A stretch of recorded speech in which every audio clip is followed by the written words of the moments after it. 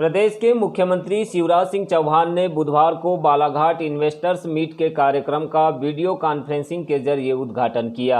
उन्होंने कॉन्फ्रेंसिंग के जरिए कहा कि बालाघाट अद्भुत संभावनाओं का जिला है। यहां पर वन, खनिज, जल, कृषि अनेक संपदाओं का भंडार है।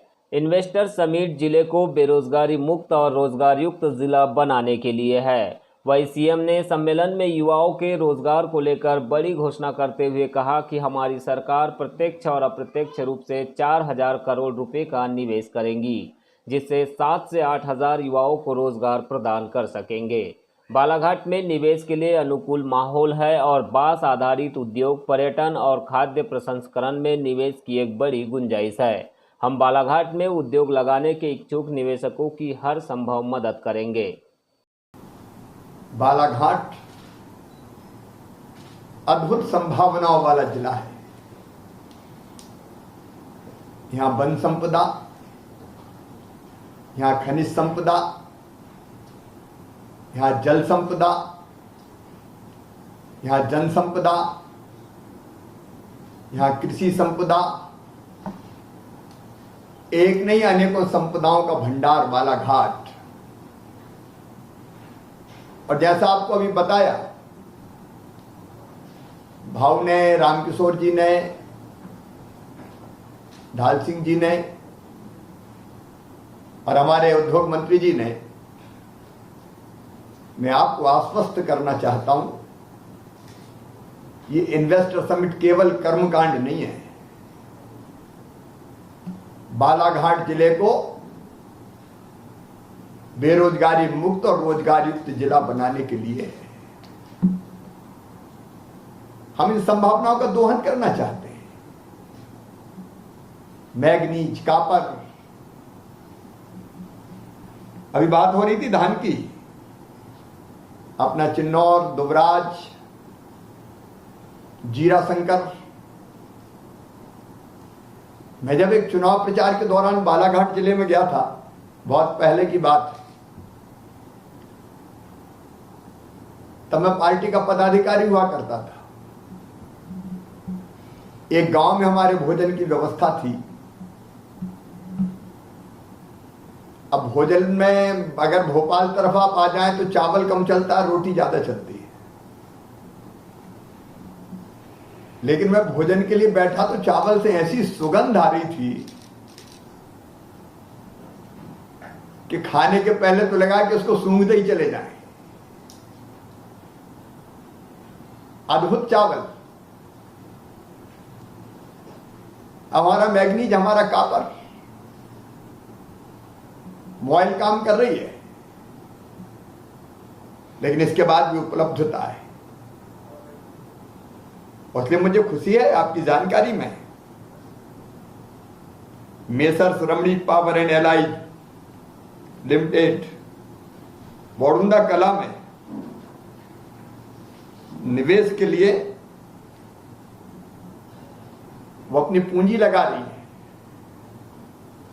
मैं उनको धन्यवाद देता हूं और आपको भी निमंत्रण दे रहा हूं। 30 एकड़ जमीन उनको हमने दिया, अभी और जमीन हमारे पास है। हम उद्योग लगाने के लिए निवेश प्रोत्साहन सहायता दे रहे हैं। भूमि आवंटित में से 50% पे करते थे, जो रेट्स हैं गाइडलाइन उसके, लेकिन अब 25% की अतिरिक्त छूट भी दे रहे हैं। विद्युत शुल्क में छूट दे रहे हैं, विद्युत टैरिफ में रियायत दे रहे हैं, प्रदूषण नियंत्रण संबंधी वैधता 2 वर्ष के बजाय 5 साल की कर रहे हैं, अधोसंरचना विकास के लिए सहायता दे रहे हैं, अन्य प्रोत्साहन सहायताएं दे रहे हैं। और जैसा कि अब उद्योग मंत्री जी बता रहे थे, नया निवेश का माहौल बालाघाट में है।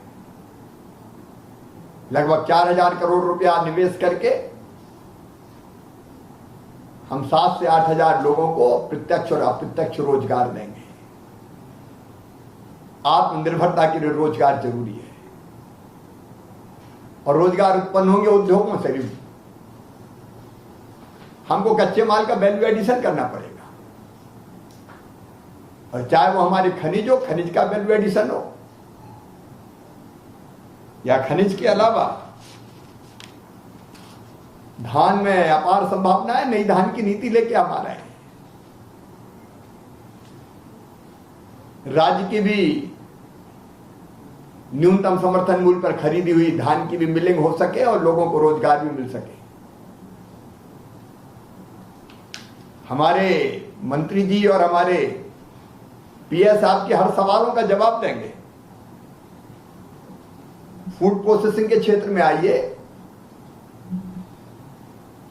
खनिज आधारित इंडस्ट्री लगाइए, और बालाघाट में तो कबेलू भी बहुत अच्छा होता था। धीरे धीरे पक्की छतों ने कबेलू का काम कम कर दिया, लेकिन आजकल इको फ्रेंडली मकान बनाने की होड़ लग रही है। अगर थोड़ा डिजाइन बदल दिया जाए तो फ्लोर डिजाइन और फ्लोर टाइल्स और प्री फैब्रिकेटेड छत का निर्माण फिर से किया जा सकता है। और इसलिए कबेलू के क्षेत्र में भी अब टेक्नोलॉजी बदल रही है, आवश्यकताएं बदल रही है। इस इंडस्ट्री को फिर हम पुनर्जीवित कर सकते हैं। बालाघाट के बांस का तो जवाब ही नहीं है। क्या मोटा बांस होता है, कटंगा। अब बांस से जितनी तरह का फर्नीचर बन रहा है। अच्छा, जंगलों में भी बांस है और किसान भी बांस उगा रहे हैं। बालाघाट के लोग, जिले की जनता पर्यावरण को बहुत प्यार करती है।